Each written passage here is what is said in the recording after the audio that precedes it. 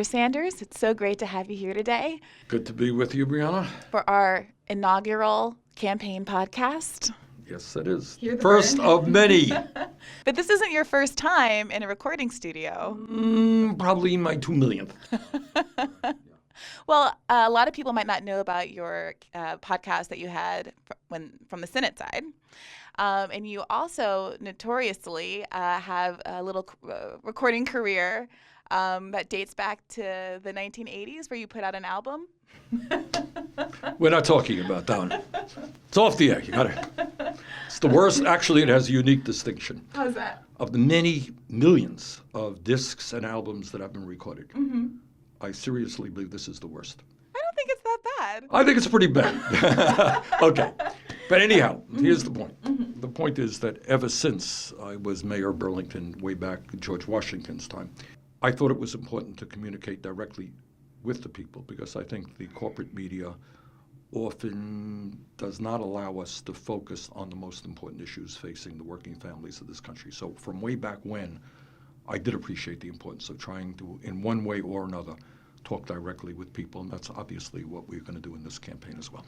So what is it, do you think, that people don't know about you at this point after having run a campaign in 2016 and gotten a lot more exposure to your political ideas which at this point have become mainstream?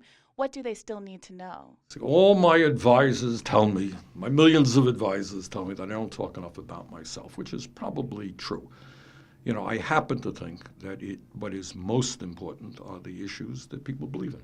You have some really nice, good, honest folks out there who are good fathers, good mothers, good husbands, good wives, but they want to end Social Security, they want to end Medicare, they want to end Medicaid, they want to give huge tax breaks to the rich, you know.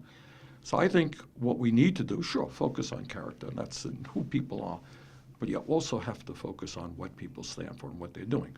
So I think it's a combination of both, and I probably have not been as forthright and open. You know, I'm running for president of the United States, and people want to know, who is this guy? You know, where did he come from? So let me just say a word or two about that. I think the two distinguishing factors that have shaped who I am as a political person have to do that I was born in a working class family in Brooklyn, New York. My father came to this country at the age of 17 without a nickel in his pocket. And I'll tell you something. A couple of years ago, my brother and I went to Poland, to the small rural town that he was born in. And it really did just shake me to think that a 17-year-old kid who couldn't speak a word of English, who had no money, came from a poor family, came all across this country, you know, to start a new life. That is something. And anyhow, he never made any money. And we lived in a rent-controlled 3.5-room apartment in Brooklyn, New York. And the struggles that my family had with money, not that we were poor, not that we were ever hungry, my father always had a job, just never made any money. You know, the expression paycheck, that's what we did. He lived paycheck to paycheck, and he and my mother would argue all the time about what they can afford to buy. And, you know, it was, and as I've said before, my mother's dream in life was to get out of that apartment and own what was called in Brooklyn a private house. Do you ever hear that expression? I haven't. Private house. All that meant when you grow up in Brooklyn in an apartment, some people on the block had a private home. It's a home. We lived in an apartment. So she wanted that. She died young. She never had that. The second, I think, part of my life that impacted me was being Jewish and growing up with the understanding that some of my father's family were killed by Hitler. And reading that and, you know, never understanding fully why it would be that you would have people who would murder millions of people because of their religion and so forth and so on. So I think those two factors helped, you know, develop the politics that I have today. So you've spoken more recently about how your politics emerged, how those influences emerged once you went to college and found yourself exposed to perhaps different kinds of prejudice than you had been exposed to previously. Can you talk a little bit about that? That's right. I went to 1 year at Brooklyn College. My mother had died, and I just wanted to get out of Brooklyn and where I grew up, and I wanted to get away. And I ended up at the University of Chicago for my second year of college. And the University of Chicago was and is a very good school, but I ended up learning more off campus than I did in the classrooms. And what I was exposed to for the first time in my life was, the civil rights movement, and became involved in that in a little way. Exposed to the labor movement, and got involved in that in a little way. Exposed to the peace movement and got involved in that in a little way. Met some great people, just some great people in the city of Chicago. And spent a whole lot of time down in the basement, in the stacks. I don't know if they use that expression. They do. I don't know how many people still go to the stacks, but that's what they call them. So buried, 18 miles down in the University of Chicago Harper Library, where I was reading everything except the books that I was supposed to be reading. Didn't do particularly well in school, but learned a whole lot about history and sociology and psychology and politics and so forth and so on. So no question but that my period in Chicago shaped my life.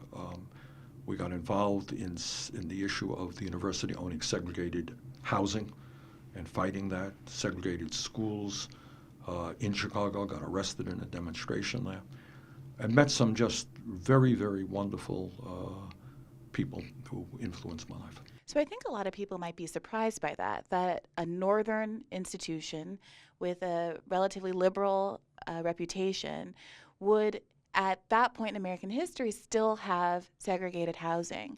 And I think a lot of why there's some dispute or controversy in this country about, why certain groups are still victims of, whether it's a racial wealth gap or a gender pay gap, is that they perceive events as very historical that were actually in very recent history.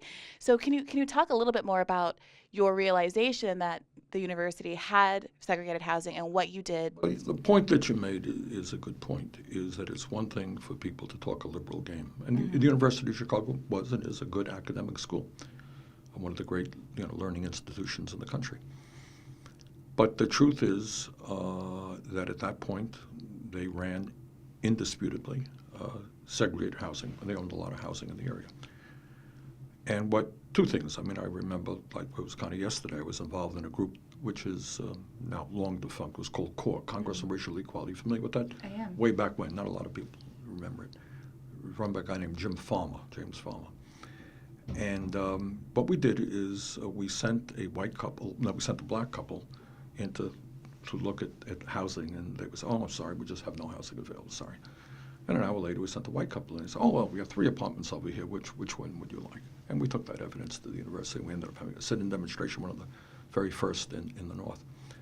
But I think it exposed to me not only the reality of segregated housing, but the hypocrisy, that's the word, of a liberal institution.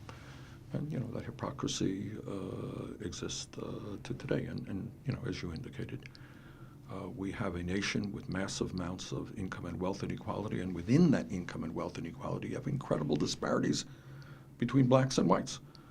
So you have today, as you well know, you have a wealth gap of 10-to-1 between white families and black families. Infant mortality rates in the black community are atrocious, 2.5 times higher than a white community. Black kids are getting out of school much more deeply in debt, if they get out of school at all.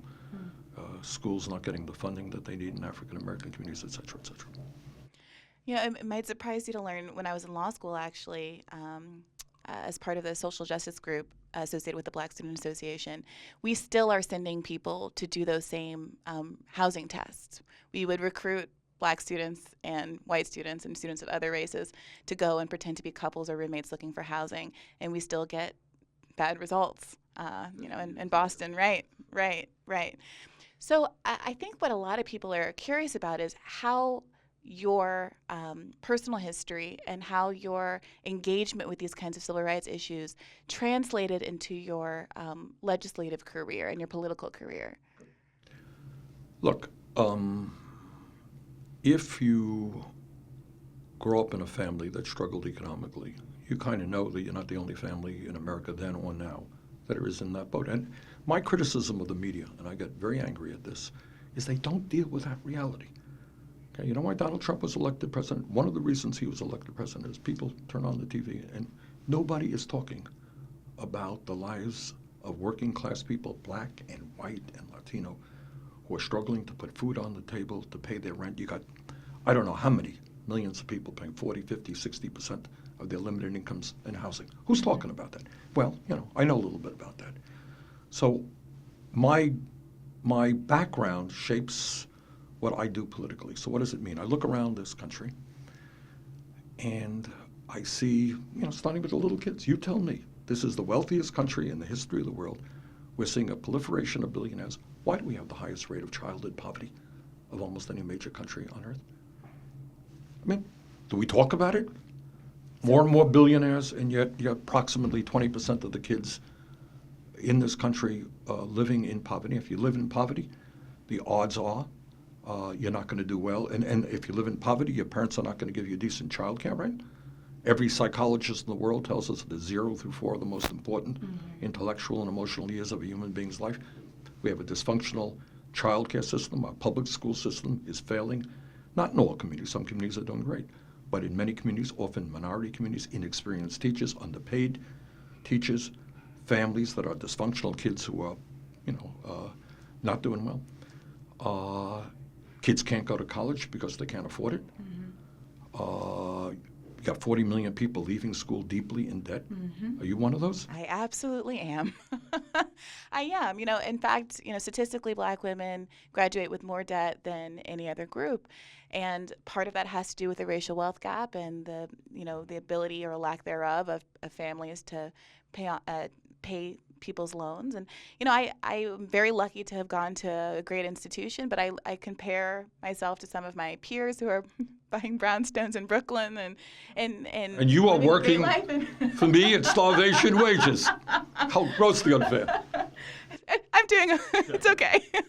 But yeah, no, it's a stunning contrast. And so you asked the question, why is it that we are so different from so many other similarly wealthy, similarly situated countries? What happened to us along the way to make it so that we're one of the few, perhaps only country, of the status in the world that's still using employer-based health care? And Briahna, I think, and I've said this a million times, that it is more important to ask the right questions than to give the right answers. In other words, you can ask me some dumb question in the news today. It's awesome, you go on TV. What's in the news today? And we'll ask you, and maybe you give the right answer or the wrong answer. But it is much more important to ask the right question. So here is the question you're asking. We're the wealthiest country in the history of the world. We're seeing a proliferation of billionaires. We're seeing a massive transfer of wealth over the last 40 years from the middle class to the top 1%. And yet of all of the major countries on earth, there is one country that does not guarantee health care to all people as a right. I live in Burlington, Vermont, 50 miles north of us, in Canada, and a lot of people still don't know this. I was up in Toronto last year. We went to a hospital. You go into a hospital, you're dealing with cancer, you're dealing with serious heart disease, major surgery. Do you know what your bill is when you get out of the hospital? 0. It's 0. I think they charge you for parking. And I talked to the patients and I talked to the doctors. Never forget this. And the patients were saying, look, I am struggling now. I'm dealing with cancer. I got enough on my mind not to have to worry about how my family is going to pay for this or whether we're going to go bankrupt. So it's an incredible relief. And the doctors, what they say is, I treat all of my patients the same. I don't have to worry whether they're insured or whether they are partially insured. Right. Okay? So we are the only major country on earth that doesn't guarantee health care to all. And by the way, just in passing, we end up spending twice as much per capita on health care as do the people of any other nation. So if I sold you a car for $80,000 and he had a car for $40,000 and his car worked better than yours, something is not quite going right. Bottom line here is we are not talking, in my view, about a healthcare debate. We're talking about a political debate. We're talking about the power of the insurance companies and the drug companies who are making huge profits, whose CEOs, the guy who's head of United Healthcare, take a wild and crazy guess as to how much he made last year as head of that insurance company. Ooh. Answer is $83 million. How's that? And you got executives in the industry making huge amounts of money. They have unlimited amounts of money to spend on lobbying and campaign contributions. They're going to lie like crazy about Medicare for all. Why? Because they got a good thing going. They're making a whole lot of money. So what if 30 million people have no health insurance and even more underinsured? So what if people can't afford the prescription drugs they desperately need? They got a good system. Well, we're going to take them on. Very simple proposition. Number one, is healthcare a right or is it not? Yes, it is for all Americans. Number two, How do you provide health care to 320 million people in a cost-effective way? Answer, expanding Medicare for every man, woman, and child in this country.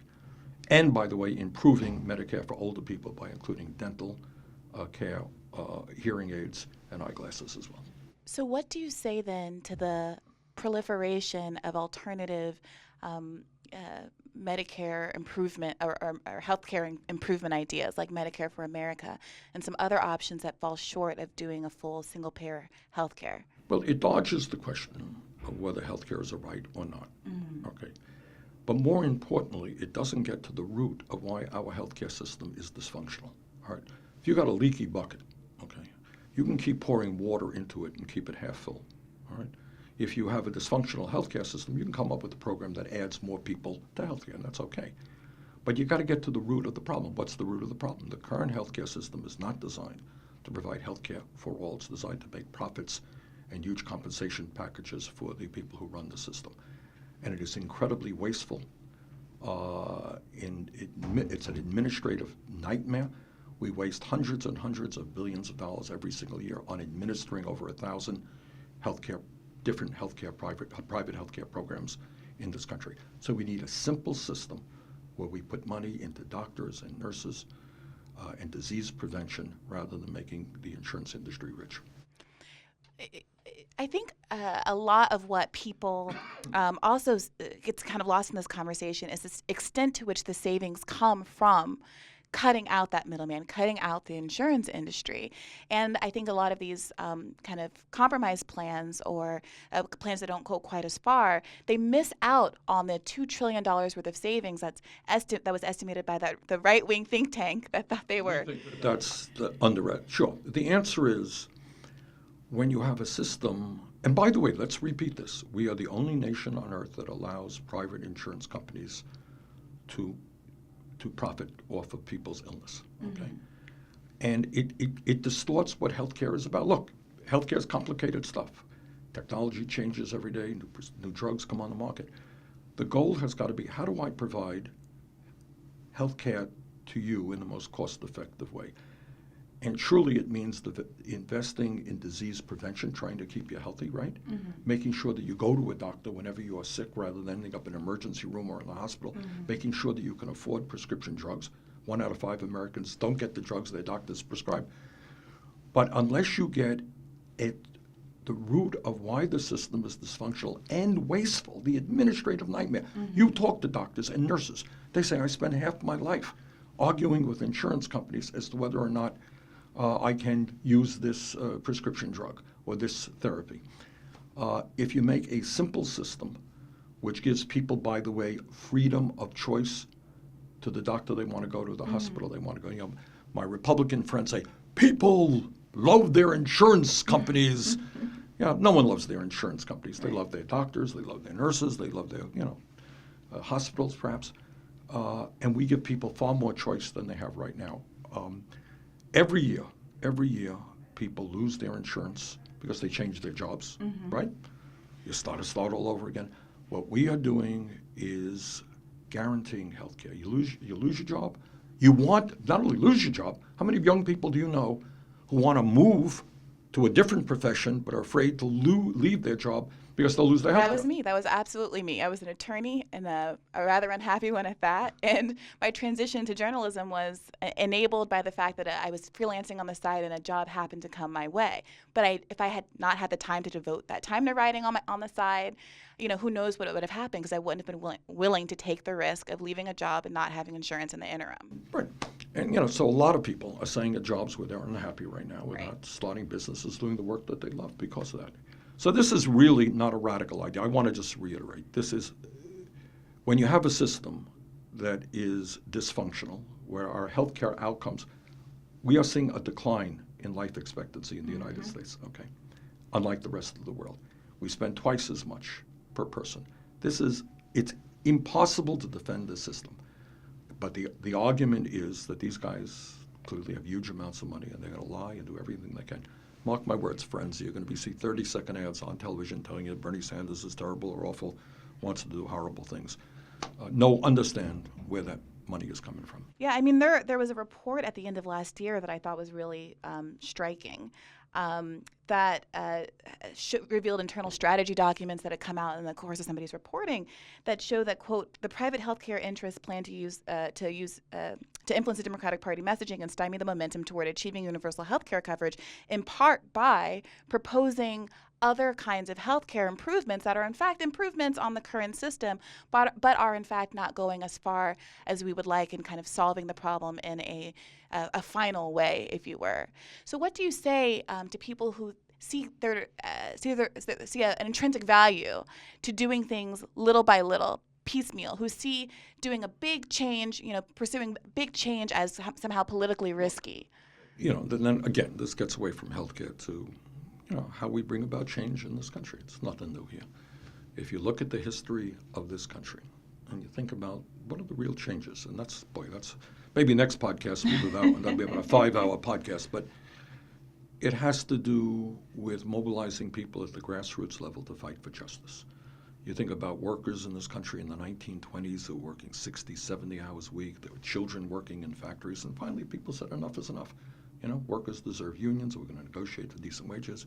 Civil rights movement, the same thing. That the racism, the segregation that existed, people stood up and said enough is enough. Women's movement, people organized at the grassroots, the gay rights movement, and we are now, I think, in a moment where, and it's not just healthcare, it's raising the minimum wage to a living wage, where we've had some progress over the last few years.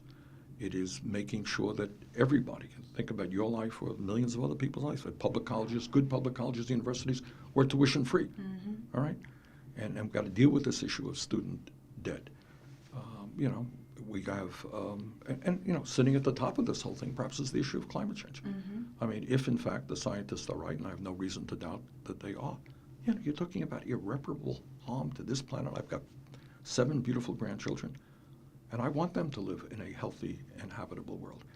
So we have to take bold action, have the guts to take on the fossil fuel industry. All of these things are related, and they get back to the fact that we cannot allow a handful of billionaires to control the economic and political life of this country. People are it's just Bernie's rhetoric. It's not rhetoric.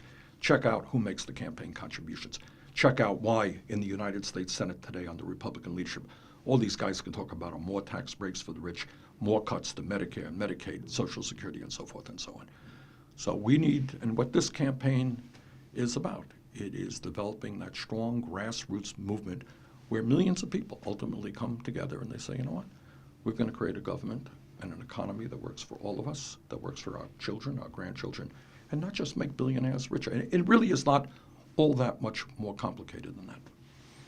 I think that in some ways, climate change is the issue that forces people to reject presumptions about how quickly political processes are supposed to happen. And I think the recent climate report that gives us 12 years to make substantive changes. And to be clear, those 12 years are to ameliorate what's already kind of a disaster, right? Already that's saying, we had a bucket of harm that could be this large and we're shrinking it to half that size by doing it in 12 years. That's not to say we get off scot-free, right? And I think that's an important point to make because the exigency is way higher even than we are arguing for. But I'm hopeful that because people are thinking differently, because climate change has changed their perspective and their lens, they realize that the same way that the climate is vulnerable, that there are people who've been living lives that are lacking in dignity, that are lacking in freedom and the ability to really self-exercise because they don't have access to health care, because they don't have the freedom to change their job, because they don't have the ability to earn a wage that would enable them to afford a one-bedroom apartment. In no state in this country, as you well know, can a person earning the federal minimum wage afford the average price of a one-bedroom apartment. I was in San Francisco in the airport, and we dropped in and talked to some airport workers there. Guys were making $18 an hour, and he was paying over $20,000 a year for rent. In California, rent is off the charts, but that's the point. Yeah. All right. So all that I ask, and what this campaign is about, is everybody take a deep breath. Don't just turn off the damn television for a while and turn off the radio and the hysteria that's out there and all the personal attacks and all that stuff. Just take a deep breath and look around you and ask what's going on in this country. Can we have health care as a right like every other country? I think so. Can you raise the minimum wage to a living wage so that nobody who works 40 hours a week lives in poverty? Yeah. Is it a radical idea to say that young people should be able to go to college regardless of their income by making, this whole thing about making public colleges and universities tuition free. Do you know how much the University of California cost, what was it, 50, 60 years ago? How much? No, it was free. Oh, well, right. That was the answer. Brooklyn Right. College, City College in New York. Brooklyn College. These were great schools. These were not, third-rate schools. These were some of the best colleges in America. They were virtually tuition free. Yeah, And now 50 years later, people are going deeply into debt. Does that make sense? it does not. All right. So this is the point that I want to make, and I guess we're going to wrap this thing up fairly soon, is just think big. These are not radical ideas. You can create an economy that works for everybody. We can do what every other country on earth does. Healthcare is a human right. We have got to, as Briahna just said, address this looming existential, if you like, crisis of climate change. I mean, do we really want to leave a planet to our kids and grandchildren, great-grandchildren? They're going to be uninhabitable. But all of these things, and I think what makes this campaign a little bit different than others, is we understand that to accomplish those goals, which are unto themselves not radical, they're common sense really, supported by a majority of the American people, you're going to have to struggle. You're going to have to struggle because there are very powerful forces in the fossil fuel industry and, in the big money interest who really are going to do everything they can to maintain the status quo. Well, thank you so much for taking the time to talk to us today in the midst of your busy campaign schedule. And I look forward to having a lot more of these conversations over the coming weeks and months. Okay, you got it. Thank you. you.